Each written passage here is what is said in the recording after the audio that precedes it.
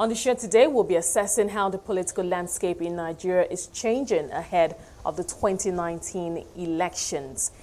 As always, you can join the conversation with the hashtag Beyond Markets. You can also follow my Twitter handle too at Esther O. Awuni. Now, the national leader of the All Progressives Congress, Bola Ahmed Tinubu, has described the current situation in the country as a war between progressives and conservatives. Sani Aminu Dutsinma, Managing Director and CEO of the Islamic Banking and Finance Institute, joins me from Abuja to discuss how the political landscape in Nigeria is shaping up ahead of the 2019 elections. Sani, thank you so much for taking the time out to join us today. Thank you very much, Esther. Let's start right from the beginning, because there's so many moving parts, and I know that you've also been watching with keen interest how things are just moving and shaping up ahead of the 2019 elections. Let's start from where this all started from, and that is a wave of defections that we saw, primarily defections from the APC to the PDP. And the one key question that has come out from all the defections that we've seen is, in whose interest are these defections happening? What are your thoughts? Well, if we are starting from the beginning, let's go back, Esther, and starting from the PDP to the APC, then APC to the PDP. If you recall, it was during the PDP convention in the National Square in Abuja that about 9 governors and the former Vice President Atiku Abubakar and a few other senators walked out of the convention and formed the new PDP. And it was the same new PDP that later on they moved into the APC. And today, I think the same majority of them are the same group who are now moving out of APC and back to the PDP. So I think they might be probably they are not comfortable with where they are, and they might have never been comfortable earlier on. And now they are going back to, I think, where they think they belong and they are most comfortable. As you said, it is the Nigerians, actually the Nigerians, who are the losers on all this, because the Nigerian brand of politics probably is a self-serving, individualistic and me-first political system, whereby the individual, the person who is probably in most cases occupying a political office, feel that he is going to lose here or going to lose there, and then decided to shift for where he thinks he's a bit more comfortable. It's just like a private worker, a private employee from one company moving to another company just to better his own position. That is nothing different between the Nigerian politician and political system than that, Esther.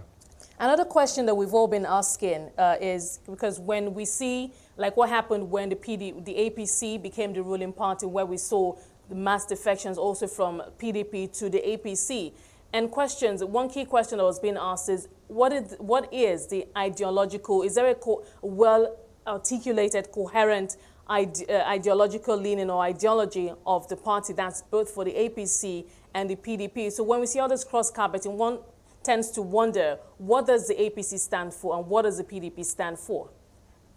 I still repeat myself, Esther. There is no any political or ideological difference between PDP and APC. The difference probably is simply an individualistic. Citing individuals here, 60 to 70% of all those who claim to be in APC today were once at one time or the other in PDP. And those who are moving out of PDP today are not of APC to PDP, back to PDP. We are not quarreling with PDP then based on ideological difference, nor are they today quarreling APC based on ideological. This is simple individual, myself and myself and myself, is not even fighting for the people of Nigeria and saying that this party has done bad for the people of this. Now, so generally the Nigerian politics, the sorry state of Nigerian politics of today is that there are no ideological trend, ideological platform that people will choose. They are all the same. The only difference probably between the APC of today and the PDP of today is the person of the president within the president of Nigeria. I think probably he stands alone, different from most of the Nigerian politicians that we have. Don't forget that 90% of almost all the big politicians that comes into the Nigerian politics come in for the purpose of one thing, that is money, to make money. Politics in Nigeria is simply a business venture. You want to make money, there is no better place for you to make money than in politics. You find out that it has been alleged, and what I think is not even an allegation, that the money that the National Assembly is paying into the members of the National Assembly is outrageous. So people pay as much as possible to pay the other electorates to get into that place in order to make more money. It is same with the governors. You are a governor, your only achievement being a governor is how much money you have acquired, how many houses you are able to get. So the Nigerian political system, Esther, is not based on ideology. It's not based on I'm comfortable with the ideology of that party or I'm comfortable there, so I move there. No, it's not based on ideology. Okay, so how do we, or should we begin to have conversations about party conduct and, of course, laws governing political parties? Because we've all been talking about how do we begin to clean up the system. I mean, at the end of the day, politicians will be politicians, and it's not just in Nigeria. It happens all over the world. Politicians will always be politicians. But of course, one at a point has to draw a line between sanity and insanity and what is right and what isn't right. So at the end of the day, the buck stops on the table of the electorate, the man, the average Nigerian who goes to the polling booth to vote in these people into power. So, but then where do we start if we want to begin to clean up the system? I think we have enough laws in this country. We have enough guiding principles to guide us. It's just that the first principle is probably that we are not enforcing the laws that we have enacted in this country. That even the amount of money you spend in your electioneering and your campaign, they are stipulated in the laws of the country. You go to political system whereby people, tend to use physical power, force, armed force with guns to win election or rig election, so all these things are there in our status book of the law. The only problem is that we don't enforce these laws. So we will continue to say we want to shift. Let me give you a scenario. The Nigerian politicians in the last 2015 election have done their best. Their best in the fact that despite all the thinking that PDP was in power, PDP had power, PDP had money, and all this, PDP lost. And that was something that probably alien to the previous situations in Nigerian politics whereby the ruling party will almost win. Now, that is again where I think those people who are defecting now, more especially those who call themselves the PDP, that they are defecting to another, to APC or out of APC. That's, I think, where they have the wrong calculation. Wrong calculation in the fact that there was seven of them that defected earlier on. 5 stayed in APC, 2 went back to PDP. Those 2 that went back to PDP lost almost 100% of all the seats that their states did. Take, for example, in Jigawa, take, for example, in, Niger State. The PDP governors stayed there, refused to work to APC, but despite all that, APC won almost 100% in the northern states, with exception probably of what you call I think Gombe State.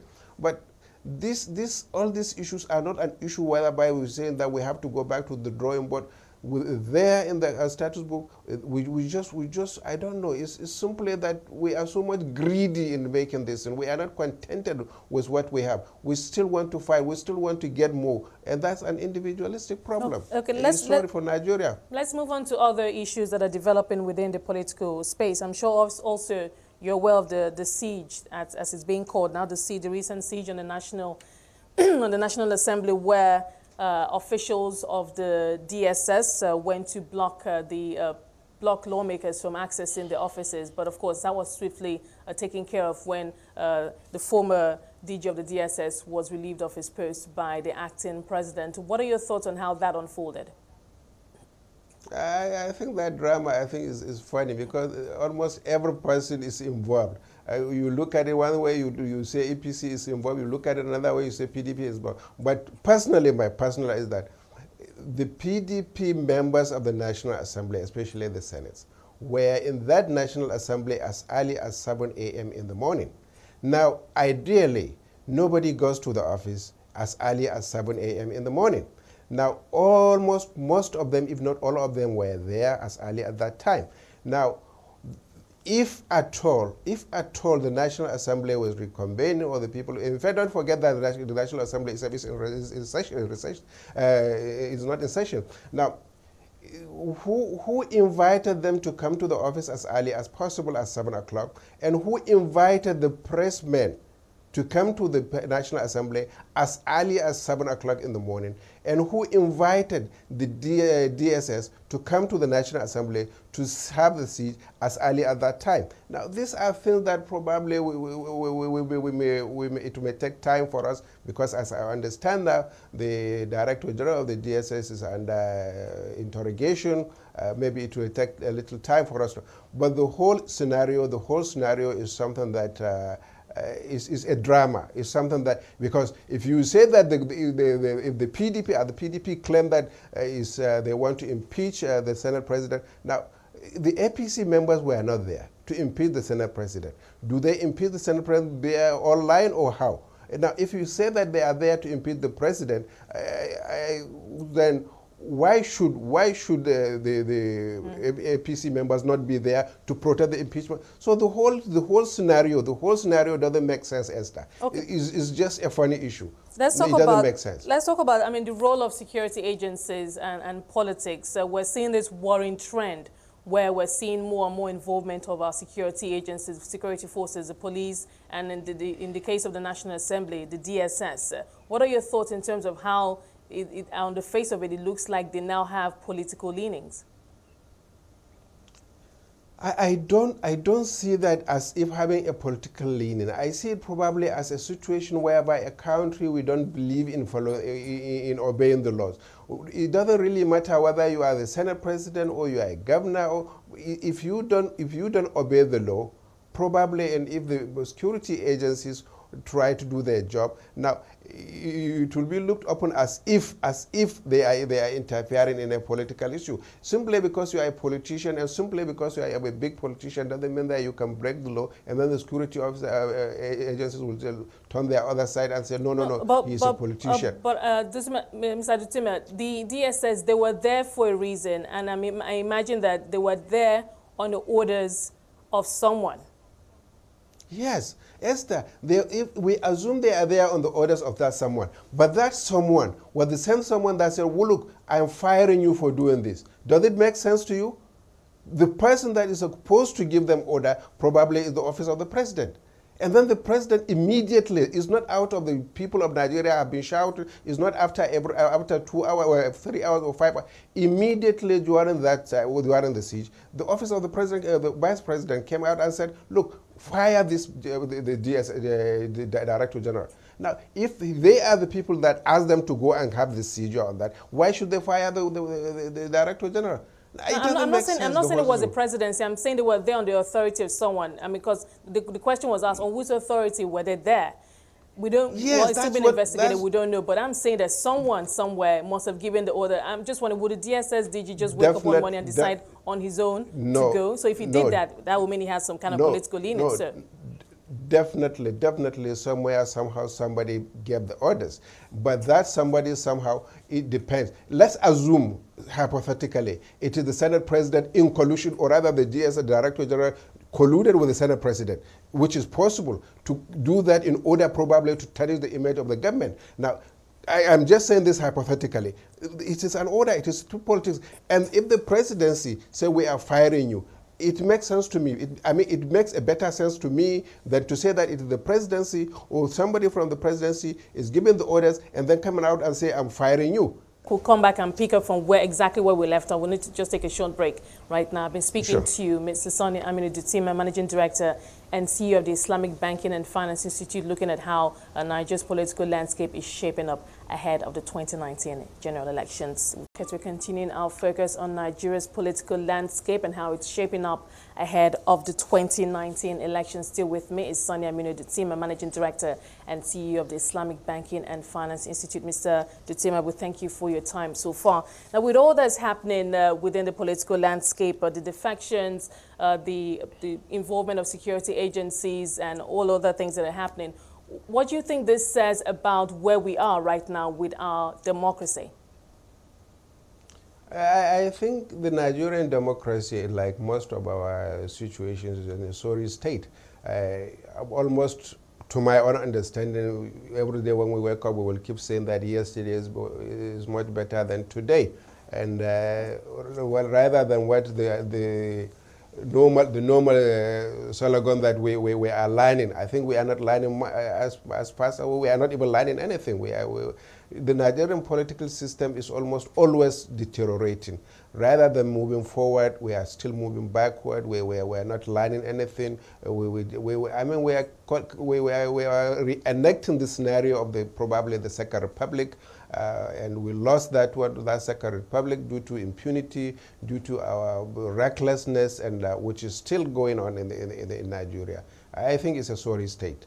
Yes. Now, when we think back to 2015, I mean, that scenario, and you alluded to that point too, where it looked like at some point the incumbent was going to win. That's former President Jonathan then. But, you know, out of the blues, President Buhari ended up winning. And for many political analysts, it was a victory for the Nigerian electorate, the average voter who went there and made his own choice. Do you think that we could see, I mean, at the end of the day, it boils down to the average voter. Do you think that this time, at the end of the day, it's what the voter does, how he casts his vote, that's going to count at the end of the day? Do you think that will make a difference also in the 2019 elections? Yes, the Nigerian voters are thinking, and the pattern of his voting will make a difference. But the scenario between the 2015 election and the 2019 election will not be the same. As I said earlier on, the people who defected from PDP and moved into APC in 2015 were the people who took advantage of APC that time and took advantage of the situation that time and won election. Don't forget, in the northern Nigeria in particular, almost APC won 100%, except probably, as I said, in Gombe. So no matter whether you are good or you are bad, once you are in APC of the 2015, you won the election. And no matter how excellent, how beautiful, how good you are, if you are with the PDP in 2015, you lost the election. Take a state like Kano, Katsina, and probably Gombe State, Jigawa State, where traditionally is a PDP state. But in the 2015 election, PDP never won even a single local election, local state assembly seat. And all those that contested under APC won the election. Don't forget, the same people like Sule Lamido moved out of that convention, moved to the Yaradua Center and formed the new PDP. But when the 15 governors stayed and walked out into or rather joined the APC, Sule Lamido refused to join. Despite the fact that he was a sitting governor in Jigawa State, Sule Lamido never won a single seat in Jigawa. So the whole scenario that we think will repeat itself will not repeat itself that way. Mr. Dutsinma, let's talk about the Independent National Electoral Commission, INEC. It's also been in the news lately, and of course we know that INEC needs more money. I mean, the executive has asked the National Assembly to reconvene, and what we hear now is that they could reconvene next week to pass that extra budget for INEC. Now, that's on one side. On the other side, earlier in the year, INEC did say that there's so many political parties that will be participating in the 2019 elections, and that might be a problem. As at the time it made that statement, we had 68 of them, and it said if there's 68 agents at the polling booths, it could get rowdy. What are your thoughts in terms of how INEC is handling the process so far, and how it will be able to cope come when those elections actually take place? INEC is constrained by law, because by law there are laws guiding INEC to register political parties, and most of these political parties are almost completely useless.